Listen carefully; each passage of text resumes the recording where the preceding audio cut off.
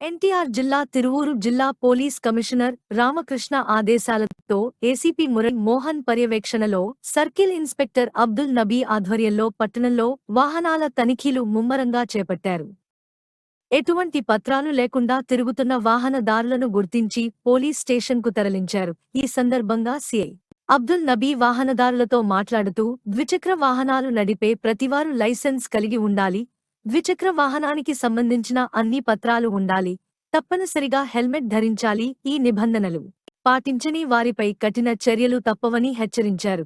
ఈ కార్యక్రమంలో sector 1 SI కె.వి.జీవి Satyanarayana, sector 2 SI Satyanarayana police సిబ్బంది పాల్గొన్నారు.